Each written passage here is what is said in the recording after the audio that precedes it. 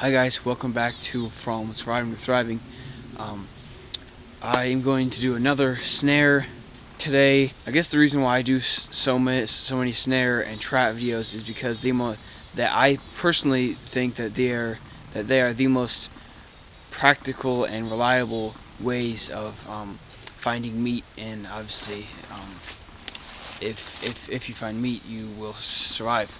But because if you do it right and you place them in the right spot and put decent bait on, and do a lot of them, you're pretty much guaranteed to get like a rabbit or a squirrel, or even if you are doing a foot trap for deer. Throughout these woods, there's a ton of deer tracks and there's a ton of trails. I just see 3 right now, just going in and out of brush and stuff, and there's a ton of good snare sites for foot and for big game and for smaller game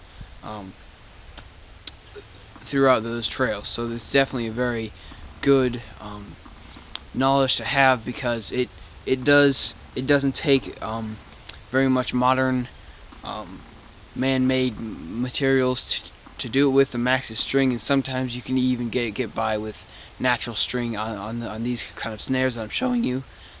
Sorry. And also, they just can sit all night and just be always posed and ready, and it's basically like having 10 hunters all night being there and hunting for you, because that's what it is. If the animal gets inside the trap and set off the trigger, then it's your meat. So it's really good resource. But the kind of trap that I'm going to be doing today, it's a pretty common trap, but I think I have modified it a bit. I'm sure other people have done this before, but it's going to be either a head or a body, depending on the animal, But it's going to be another one that does involve a quite springy sapling. But I'll show you the trap right now, so stick with me. Okay, so here we have the supplies for the trap. You are, as usual, going to need string, but again, I did this all with my moor knife. This is actually hawthorn, which is quite hard wood, and I just cut straight through it. It's a great knife. I sell it on my website. There's going to be a link to that below. All the profits from the products go to charity. So there you go. But basically, as usual with snares, you stick these 2 into the ground like this. But before you do that, you should put a round hole, or around like a half circle hole in this stick, and the same for this one, just the same for this one. And I'll show you how that works once I actually do it. This will go into either side like this, and it will create a doorway, basically, with a noose hanging from the top, and then the animal will walk through it. And I'll show you how that all works once I'm done.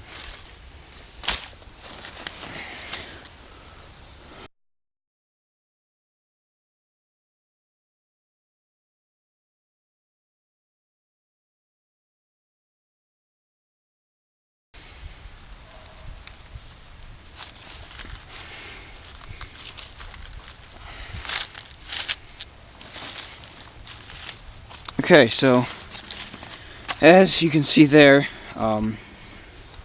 they fit together quite nicely. It's kind of like a cabin notch, but not quite the same. You have to make sure that this doesn't slip out under pressure, which it doesn't, at least not very easily. Because this is going to be under pressure, but then once the animal walks in, it's going to push it out, and obviously it'll get the animal. But basically do that for the other side, and you'll be good. And then I'll set up the trap and we'll see how it does.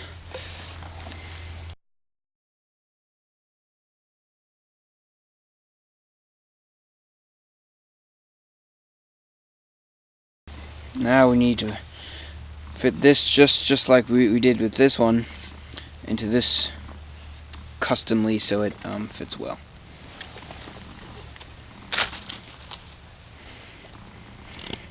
First I'll make this one a small bit deeper.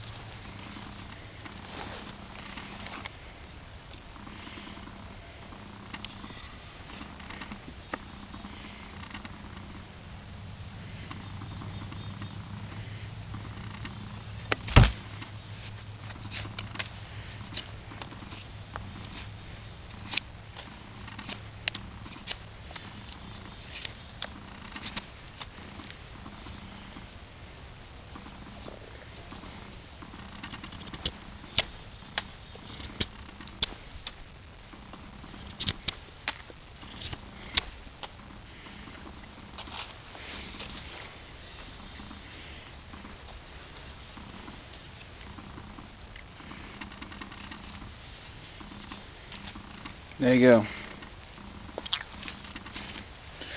fits quite nicely. We'll see how it does.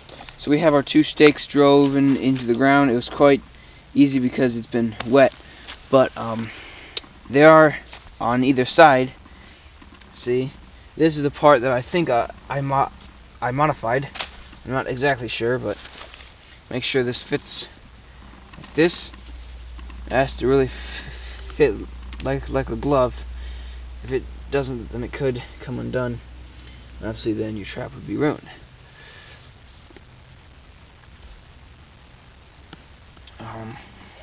So there you go. But the whole concept is there's a noose hanging here. One thing I would recommend to put these higher. I didn't because my stakes were too short.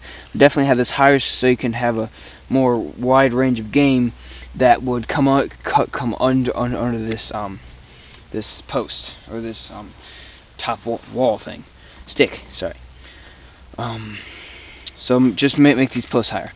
But the whole concept is the animal comes along and the sapling is tied right here, and there's pressure right here, so this doesn't come off, and the animal comes along and the noose hanging pulls the noose and it pulls out one side, and then the sapling springs up the thing. So now I'll set that up for you and I'll show you how it does.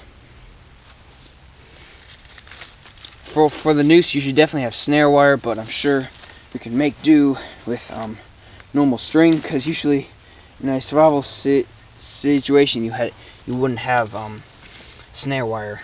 You would have some sort of other string. I'm sure there's a way of doing it without snare wire.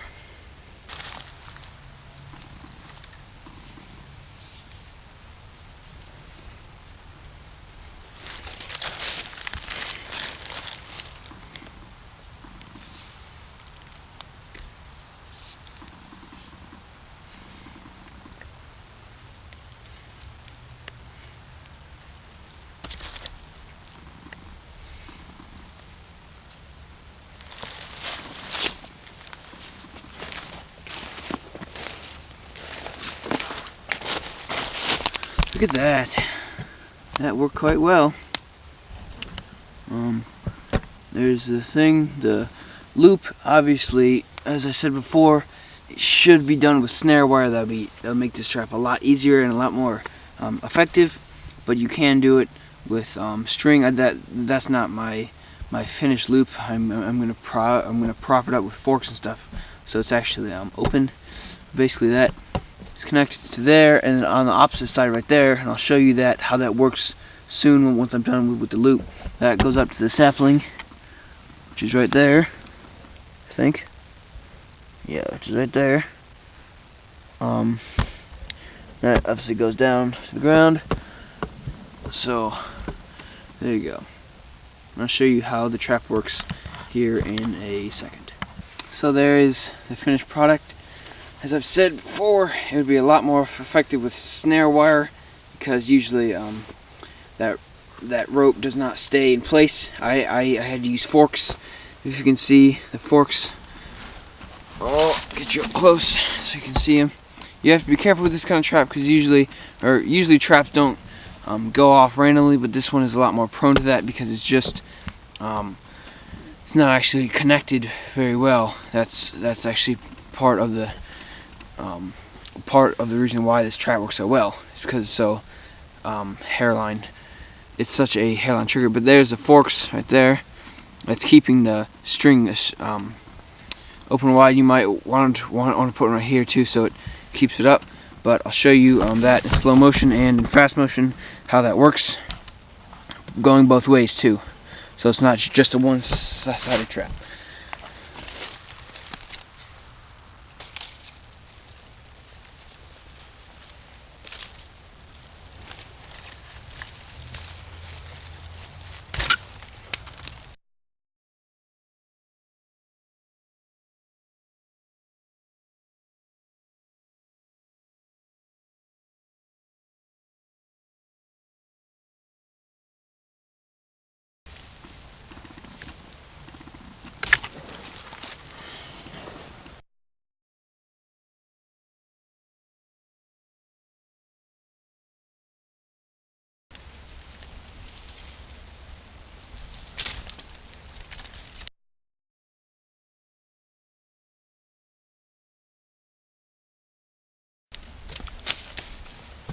Okay, so as you saw, that worked quite well, and I just used my Moore knife and string, just nylon, normal, cheap string, to build a effective meat source for small game, and it could be for bigger game if you build a larger version of it.